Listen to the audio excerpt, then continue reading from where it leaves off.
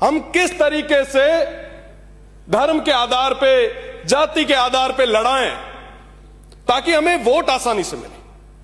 आज के समय में महंगाई पे बात होनी चाहिए, बेरोजगारी पे बात होनी चाहिए, शिक्षा के बात होनी चाहिए, चिकित्सा की बात होनी चाहिए। नहीं करेंगे साहब, उनसे वोट थोड़ी ना मिलता है।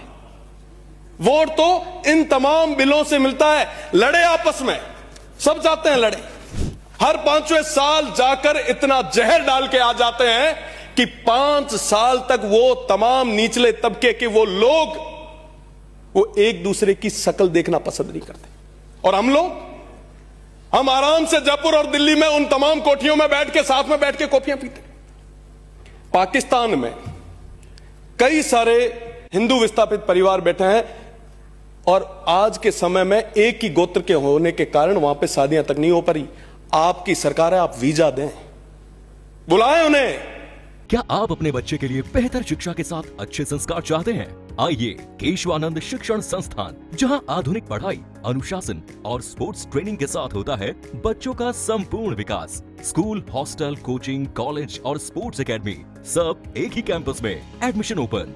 आज ही विजिट करें केशवानंद कैंपस भटाडर। सबसे पहले तो मैं गर्व से कहता हूं, मैं हिंदू हूं, सौभाग्यशाली हूं कि राजस्थान जैसे खुशहाल भाईचारे वाले प्रदेश व भारत जैसे धर्मनिरपेक्ष देश का नागरिक हूं।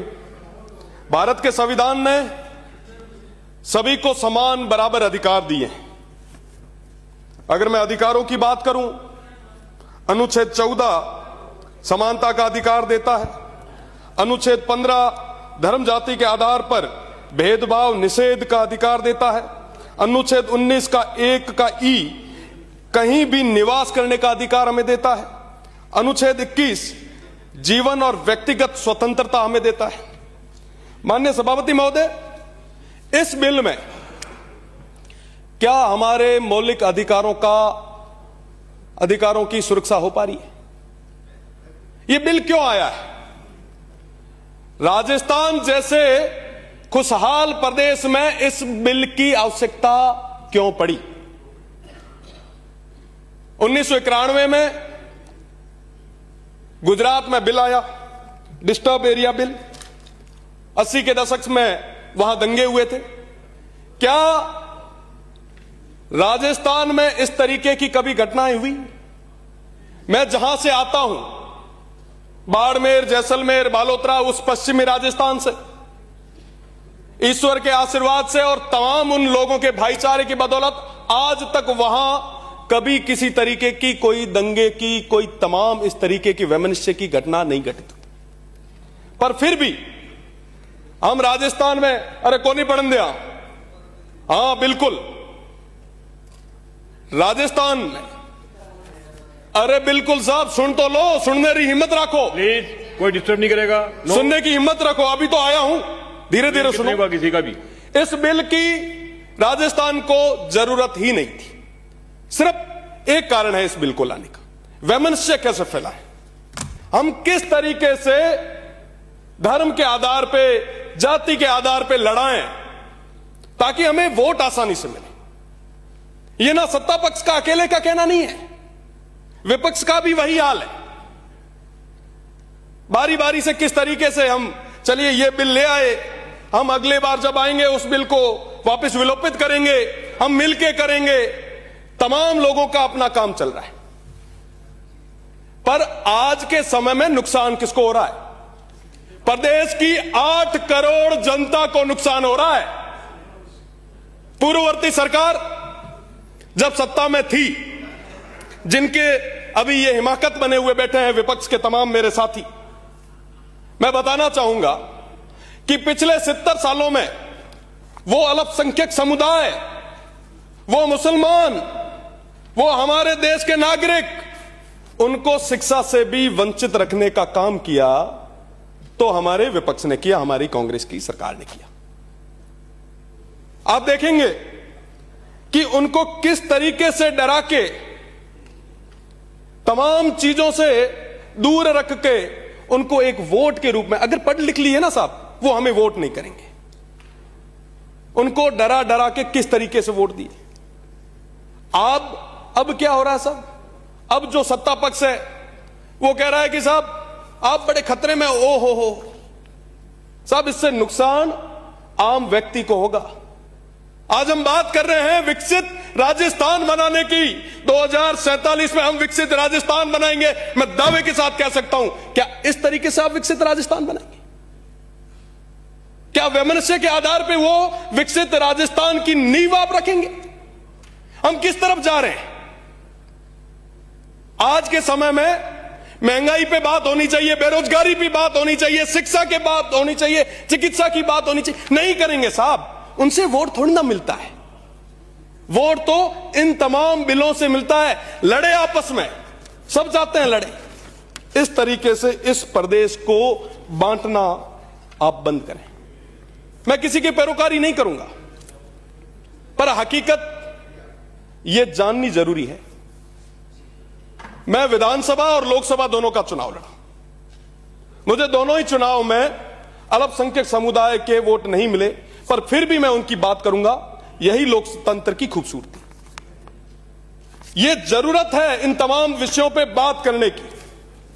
हम जिस विकसित राजस्थान के सपने देख रहे हैं, इस तरीके से हम उस तरफ नहीं बढ़ पाएंगे। अगर हमें आगे बढ़ना है तो हमें भाईचारे और प्रेम के साथ आगे बढ़ना होगा। आज के समय में हमारा प्रदेश, हमारा देश सिविल वॉर की कंडीशन में आ गया है। आज के समय में भाई भाई के खून का प्यासा हो चुका है। हम तमाम लोग, चाहे पक्ष में बैठे चाहे विपक्ष में बैठे, हर 5वें साल जाकर इतना जहर डाल के आ जाते हैं कि 5 साल तक वो तमाम निचले तबके के वो लोग वो एक दूसरे की शक्ल देखना पसंद नहीं करते। और हम आराम से जयपुर और दिल्ली में उन तमाम कोठियों में बैठ के, साथ में बैठ के कॉफियां पीते। क्यों साहब उनके साथ ये कुठाराघात कर रहे हैं? आखिर क्या मिलेगा? वो अपने लोग हैं। आज के समय में भाई भाई को लड़ाने की ये राजनीति मुझे लगता है बंद होनी चाहिए। आप डबल इंजन की सरकार है। मेरा निवेदन है आपसे, पाकिस्तान में कई सारे हिंदू विस्थापित परिवार बैठे हैं और आज के समय में एक ही गोत्र के होने के कारण वहां पे शादियां तक नहीं हो पारी। आपकी सरकार है, आप वीजा दें, बुलाएं उन्हें, आने दें उन्हें, पर उनकी बात आप नहीं कर रहे। आप क्या कह रहे हैं कि साहब ये बिल आए, इस बिल से क्या फर्क पड़ेगा बताइए आप? किसके स्वास्थ्य पे फर्क पड़ेगा? जो व्यक्ति जिसको जमीन लेनी है वो 4 रुपए किसी टेबल पे रखेगा, अधिकारी भिड़ते ही साइन करेगा। आपको क्या लगता है आप जो अभी बना रहे हैं उसी तरीके से ही चलेगा? जिस कानून को जिस उद्देश्य के साथ लाए हैं, आपको लगता है कि वो उस तरीके से उसकी पालना हो पाएगी? आज के समय में नेताओं के स्वास्थ्य पे फर्क नहीं पड़ेगा। आम जनता जो है ऐसे कानूनों की वजह से वो परेशान होगी। आज ही कहा गया है, बंटेंगे तो आक्रमण झेलेंगे, जुड़ेंगे तो आगे बढ़ेंगे। आज जोड़ने की जरूरत है। आप सरकार में हैं, आप जोड़िए, जोड़ने से आगे बढ़ेंगे। पर हम क्या कर रहे हैं? हिंदू, मुस्लिम, सिख, ईसाई, हम चारों हैं भाई भाई। स्कूल में जब थे ना साहब, तब सुनते थे। राजनीति में आने के बाद की तस्वीरें अलग हो गई। मैं आपकी जानकारी के लिए बता दूं, जो माननीय अभी फरमा रहे थे, आज के समय में जो अल्पसंख्यक के रूप में तमाम जो वो लोग बैठे हैं ना, वो हम में से ही गए हैं, हमारे ही भाई हैं। अगर 4-5 पीढ़ी पहले देखेंगे तो स्थितियां स्पष्ट हो जाएगी। मैं कहना चाहूंगा, भैया हो, चाहे मंगलिया हो, चाहे गज्जू हो, चाहे सावध हो, चाहे जंज हो, चाहे सहता हो, चाहे सोरा हो, चाहे समा, समेजा, नोहड़ी, आलीसर, हालपोत्रा, जूनेजा, राजड़, ये तमाम लोग हमारे अपने लोग हैं, जिन्होंने आजादी की लड़ाइयां भी हमारे साथ लड़ी है। 65 और 71 के युद्ध भी हमारे साथ लड़े हैं। काल और अकाल में भी उस मजबूती के साथ सीमा पे रहे हैं। आज के समय में आप उनको कमजोर करना चाहते हैं? क्या ये ठीक है? मैं पैरोकारी नहीं कर रहा हूं, मैं स्पष्ट रूप से कहना चाहता हूं कि अगर कोई देश का विरोधी है तो उसके खिलाफ सख्त कार्रवाई होनी चाहिए, पर जो देश का नागरिक है उसके मौलिक अधिकारों की भी सुरक्षा होनी चाहिए। राज आज है, काले जातो रहे है, ठाक नहीं पड़े। आज से पहले भी तमाम लोग आए थे, कोई स्थायी रहा क्या? एक समय था जब गांवों में अपनायत हुआ करती थी, प्रेम हुआ करता था, पर आज के समय में कितना जहर राजनीति से, चाहे मैं भी क्यों नहीं, हम सभी ने मिलकर किस तरीके से अपनायत को चूर चूर किया है। मैं एक वाकया आपको सुनाना चाहता हूं। मैं जिस गांव में रहता हूं, मेरा गांव जो है दूधोड़ा, उसमें हमारे साथ राजड़ रहते हैं।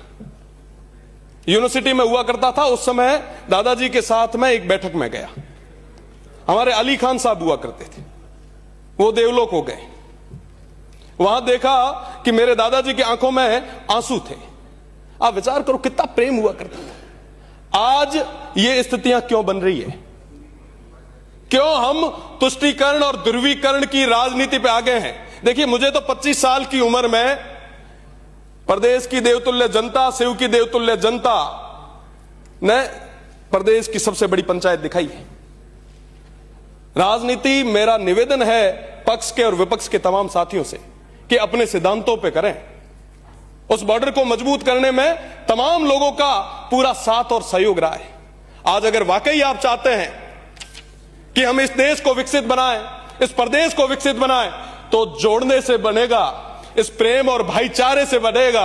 आप आगे तो आइए, पर आज के समय में हम भाईचारे को खत्म करते जा रहे हैं। ऐसे नहीं चलेगा साहब। ये प्रदेश अपना है, ये राजस्थान अपना है।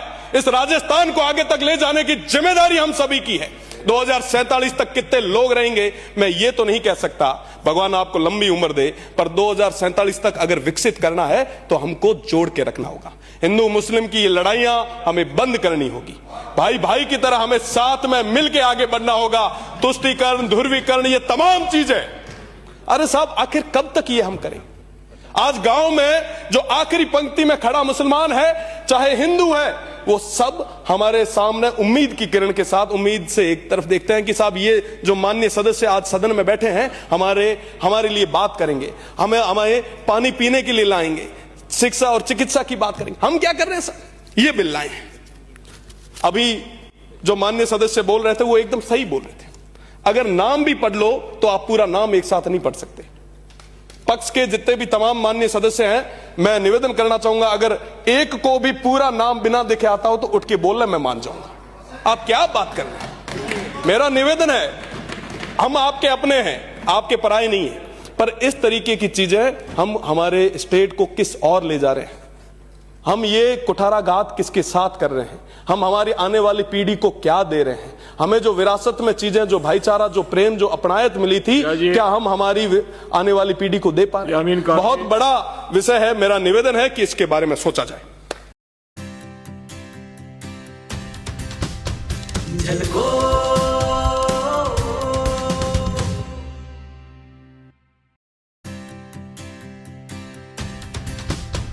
झलको